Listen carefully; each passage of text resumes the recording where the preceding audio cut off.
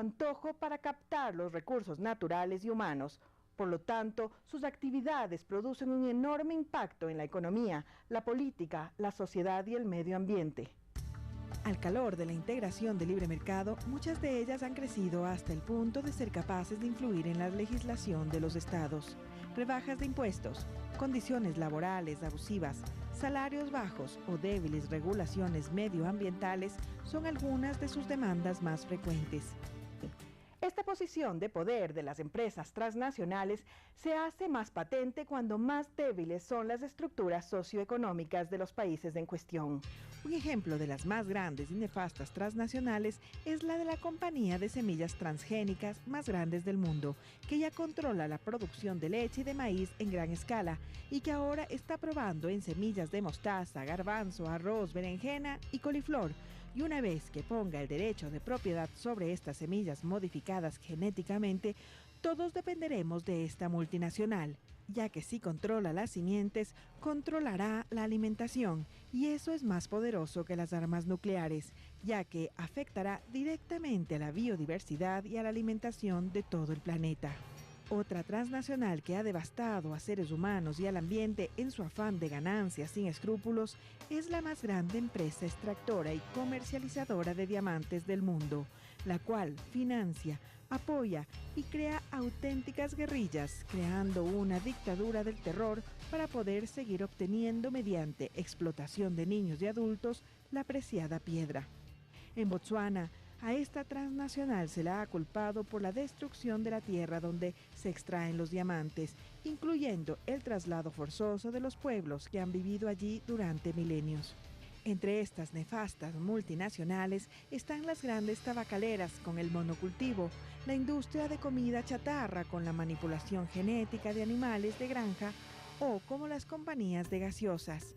En la India, en el 2005, alrededor de 1.000 manifestantes marcharon para pedir que cerrara la planta embotelladora de gaseosa cercana a Varanasi.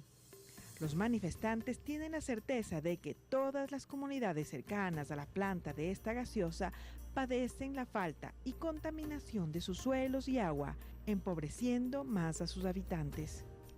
La contradicción está en que esta multinacional en el año 2003 obtuvo ganancias de más de $1.000 millones, la mitad de los gastos previstos por la ONU para garantizar la educación básica de todos los niños del mundo.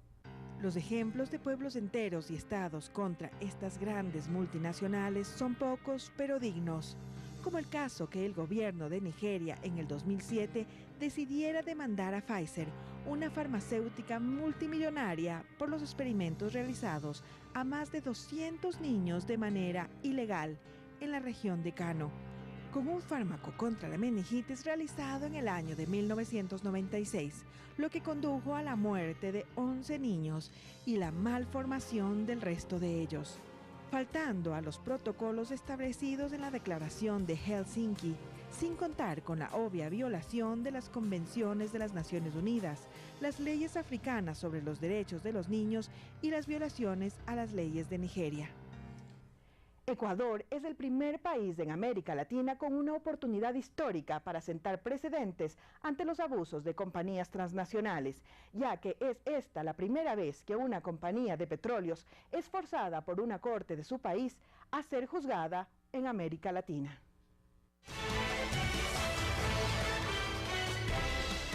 Gracias, Mariuxi Rodríguez, por este trabajo de investigación.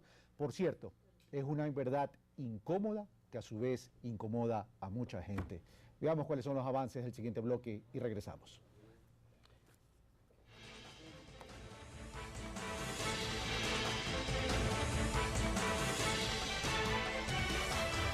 Y en el próximo bloque, nuestro viaje al Lago Agrio, conocimos las zonas afectadas por la explotación petrolera y escuchamos los testimonios de sus habitantes.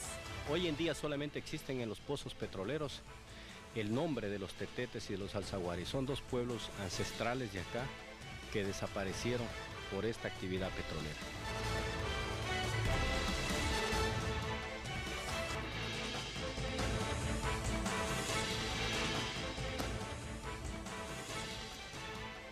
La verdad que incomoda el tema de las transnacionales, el tema de Chevron, Texaco, el tema de cómo se irrespetó a nuestros hermanos ecuatorianos en la Amazonía.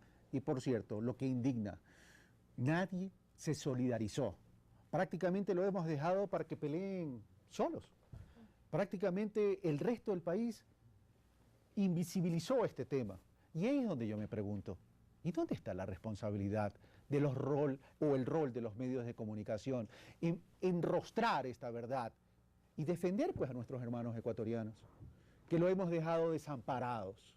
Y esto no se trata ni de ideologías, ni de intereses, se trata de buscar la verdad, señores. Ustedes tienen como ciudadanos, como televidentes, la palabra y la decisión de cómo se ha manejado este tema en el país.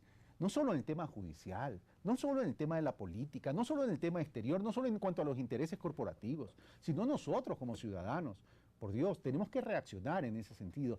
Señor Canciller Ricardo Patiño, el tema, ¿cómo va a reaccionar el Ecuador? Porque el Ecuador ha convocado a los países de la región sobre casualmente este tema que nos ha investigado Mariuxi Rodríguez. Solamente comentar algo de lo que decías antes. Los medios de comunicación hacen campañas gigantescas cuando algunos sectores empresariales pudieran verse afectados por algún tema comercial, por ejemplo. Y está bien que se lo haga, pero hay que actuar con criterio y con equilibrio. También debía haberse apoyado a los ecuatorianos, a estos ecuatorianos que no tienen la fuerza que tienen las grandes empresas como para hacer grandes campañas. Recordemos todas las cosas que se han dicho sobre los acuerdos comerciales. Y sin embargo, con relación a las comunidades amazónicas, eso siempre lo han dejado de lado, lo han prácticamente invisibilizado. Y antes de darle la palabra para ver cómo el Ecuador va a reaccionar frente a este tema de malas prácticas de ciertas transnacionales, no hablo de todas, por cierto, de ciertas transnacionales, vamos a ver el protagonista. El protagonista, ¿ustedes se han sentido abandonados por el resto de sus hermanos compatriotas? Pues así es, totalmente abandonados. Hemos tenido que agotar todos nuestros esfuerzos, hemos tenido hostigaciones incluso en nuestras familias para que nos dejen solos en la lucha. Nuestras autoridades locales también nos han abandonado, no hemos tenido el apoyo, pero por conciencia humana de saber en cómo nos encontramos con un suelo no digno de vivir, con un agua no digna de tomar y con múltiples enfermedades y fallecidos, nos puesto en pie de lucha nosotros solos. Y bueno, referente a esto, debo agradecer al presidente de la República que por primera vez en la historia un presidente se trasladó al sitio de los hechos y comprobó, él incluso cayéndose un periodista junto a él a una piscina de petróleo. Alejandro, permíteme ir donde el señor canciller, pero ¿cuál va a ser la reacción frente a estas malas prácticas, señor canciller? El Ecuador necesita actuar en conjunto ante este tema, porque nuestro Producto Interno Bruto en este año llegará a los 80, 90 mil millones de dólares. Pues los ingresos y los activos de estas empresas superan los centenares de miles de millones de dólares. Por tanto, solos no podemos actuar.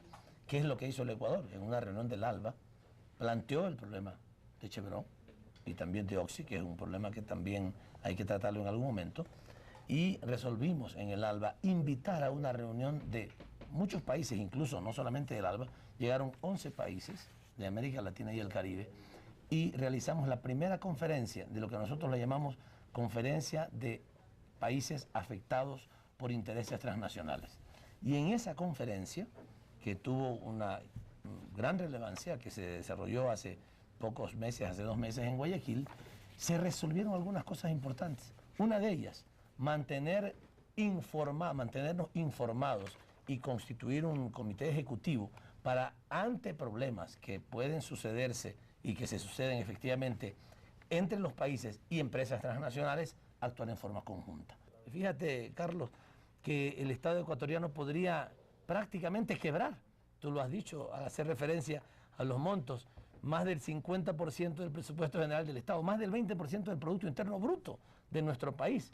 Podría significar la condena que quiere Chevron que le hagan a nuestro país. Hacer eso es criminal para nuestro